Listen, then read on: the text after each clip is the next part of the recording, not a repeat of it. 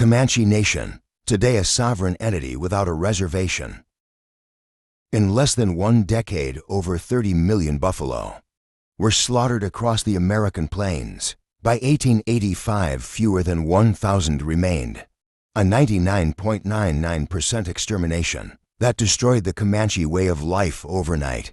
How did the most powerful Native American empire collapse so rapidly? And how did the Comanche survive today without a traditional reservation? The answer reveals a remarkable story of adaptation. Against impossible odds. Subscribe to Native Legends and History Stories for more untold narratives that shaped America. The era of Comanche dominance.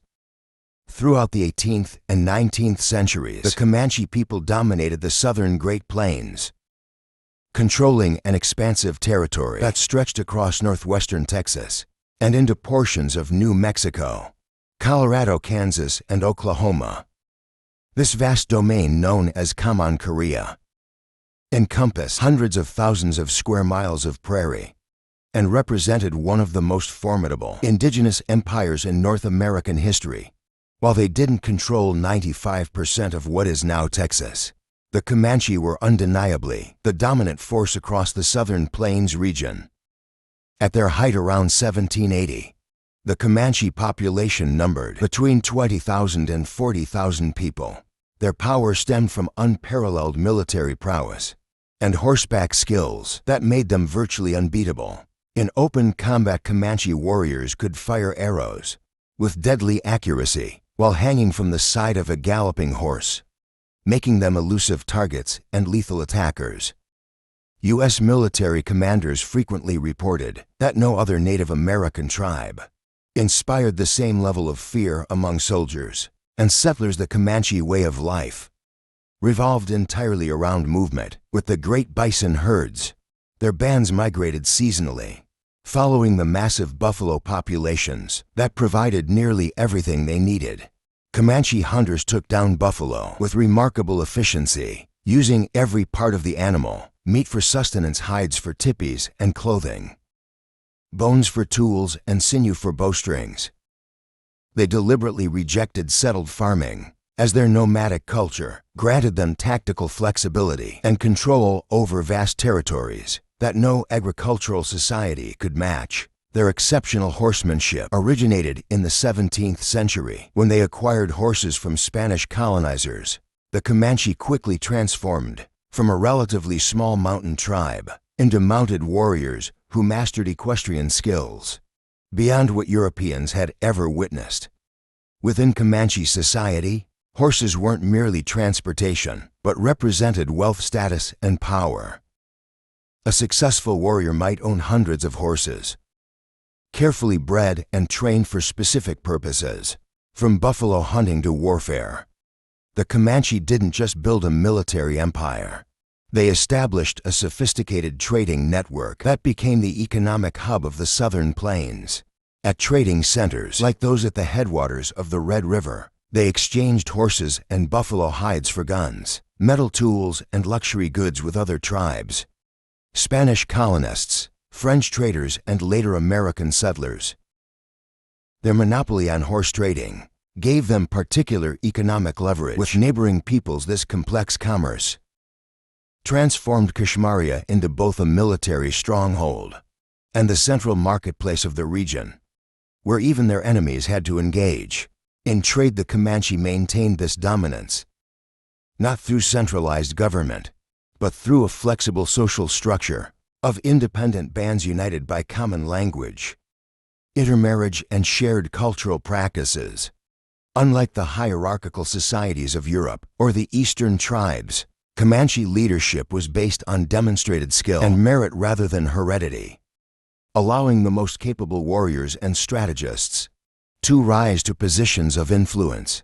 This adaptable social organization proved perfectly suited to the harsh but resource-rich grasslands they controlled for over a century. A rapidly changing landscape. By the mid-19th century, the seemingly invincible Comanche Empire faced a perfect storm of changes that would rapidly dismantle their control of the Southern Plains. As the United States expanded westward, Texas became the focal point of a dramatic transformation. in land ownership patterns that directly threatened Comanche dominance. While today Western states like Nevada and California retain significant public lands, 85% and 45% respectively, Texas followed a radically different path, with 95% of its territory ultimately becoming private property. This unusual land ownership pattern stemmed directly from policies established after Texas joined the United States in 1845. Unlike other Western territories that maintained federal ownership of vast tracts, Texas negotiated the right to retain control of its public lands as a condition of joining the Union. This unique arrangement had catastrophic consequences for the Comanche and other indigenous peoples. The Mexican-American War 1848 served as a catalyst for accelerated white settlement. In Texas, the American victory opened previously contested territories to thousands of new settlers migrating from the eastern United States. These newcomers arrived with fundamentally different concepts of land use and ownership than the nomadic Comanche, where the Comanche saw open plains for buffalo hunting and seasonal migration. White settlers envisioned fenced farms and cattle ranches. Texas land law played a decisive role in this transformation. The state actively promoted private ownership by distributing land grants to individuals and corporations rather than maintaining federal reserves. In many cases, the state offered land at extremely low prices or as incentives for railroad development, spurring rapid establishment of farms and ranches across former Comanche territory. The Texas legislature systematically disregarded indigenous claims to the land, treating vast areas of Comanche as vacant and available for settlement. Perhaps the most devastating blow to Comanche power came with the systematic destruction of the buffalo herds between 1870 and 1878. Commercial hunters carried out an unprecedented slaughter, enabled by newly constructed railroads that provided easy access to the plains and fast transportation of hides to eastern markets. Professional buffalo hunters like J. Wright Moore killed hundreds of animals daily, often taking only the valuable hides and tongues, while leaving mountains of carcasses to rot on the prairie. The numbers are staggering. From an estimated 30 million buffalo in 18, fewer than 100 remained by 1885, a 99.997% reduction that effectively destroyed the foundation of Comanche life. The U.S. military recognized this ecological destruction as a strategic weapon. General Philip Sheridan famously remarked, "Let them kill, skin and sell until the buffalo is exterminated. Then your prairies can be covered with speckled cattle and the festive cowboy without buffalo." The Comanche lost not only their primary food source, but the basis of their material, culture, and economic trading power. Military defeat soon followed. Ecological collapse. The Red River War 1874-1875 marked the final, coordinated resistance of the Southern Plains tribes. In September 1870, for Colonel Randolph S. Mackenzie LEDUS forces in a surprise attack on Comanche villages in Palo Duro Canyon. Rather than focusing on killing warriors, Mackenzie targeted their resource base. His troops captured and destroyed the Comanche horse herd, over 14 animals shot in a single day, and burned their winter food supplies and shelter materials without horses, food, or buffalo. The once mobile warriors became immobilized and vulnerable as winter approached. On June 2, 1875, Quanah Parker, the legendary half-white, half-Comanche leader of the Coyote Band, the last free Comanche group, surrendered at Fort Sill, Oklahoma. His capitulation marked the official end of Comanche dominance. As he led his people into confinement, Parker reportedly looked back at the plains and stated, "The white man's road is long before my people." The Comanche, who had ruled the southern plains for over a century, were forced to abandon their traditional territories for government-designated lands, signaling the collapse of an indigenous empire that, at once, controlled territory larger than many European nations. land dispossession, and lifestyle transformation. The defeat of the Comanche militarily was quickly followed by the physical transformation of their homeland. Palo Duro Canyon, once a natural fortress and winter refuge for Comanche bands during the Red River War, symbolized this rapid change. Just months after Colonel Mackenzie's devastating attack, the canyon and surrounding lands became private property in 1876, barely a year after the last Comanche surrender. Cattle Baron Charles Goodnight and his financial partner John Adair established the massive J.A. Ranch in the very canyon, where Comanche families had sought shelter. Goodnight's herd of thousands of longhorn cattle now grazed across land where buffalo had roamed only months earlier, marking the beginning of commercial ranching in the former Comanche Korea. This pattern repeated throughout Texas as the Great Plains underwent a fundamental economic reorganization. The iconic cattle drives of the 1870s moved hundreds of thousands of Texas longhorns northward along routes like the Chisholm Trail, connecting Texas ranches to railheads in Kansas and markets in Chicago. Cowboys, many of whom were black, Mexican, or mixed-race men, with skills adapted from both vaquero traditions and Plains Indian horsemanship, drove herds across what had recently been Comanche territory for a brief period. These open-range cattle operations somewhat resembled the nomadic patterns that had preceded them, with animals roaming freely across vast unfenced spaces. However, this open-range era proved remarkably short-lived.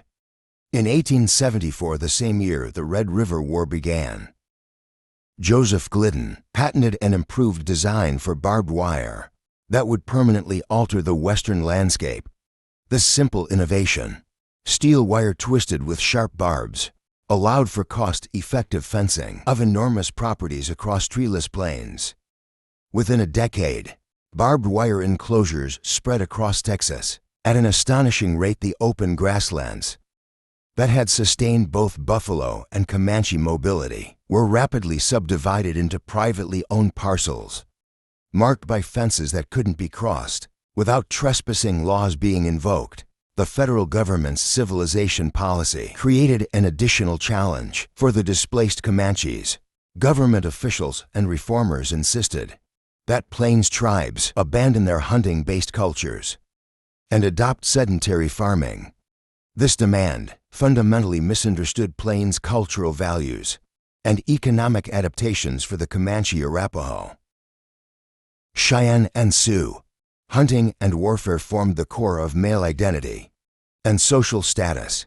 Farming was considered women's work in many tribes, and the idea of men tilling soil struck at the heart of their cultural self-conception. As one Comanche leader reportedly told a government agent, "The Great Spirit did not make us to work. He made us to hunt and fish."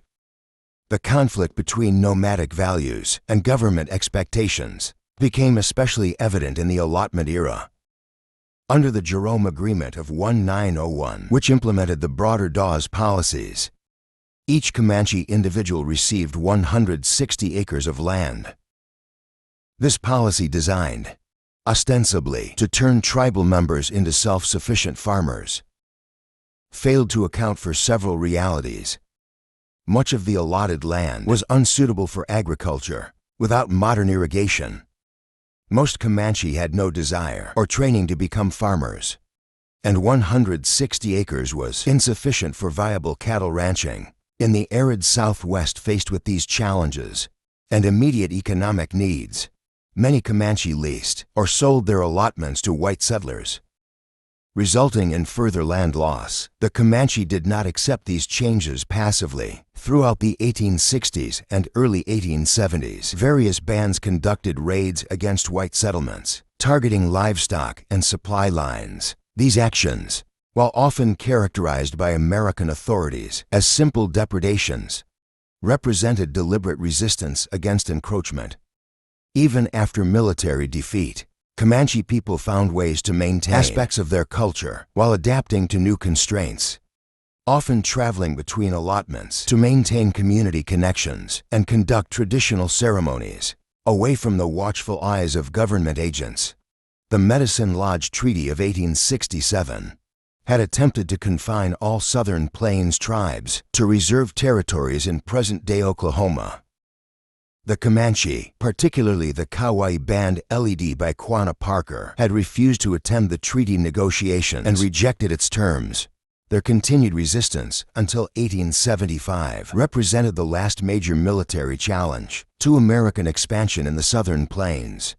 When they finally surrendered at Fort Sill, the Comanche found themselves confined to a reservation, alongside former enemies like the Kiowa, further disrupting traditional social patterns and alliances. The final blow to traditional Comanche landholding came through allotment policies that transferred communal, tribal lands to individual ownership.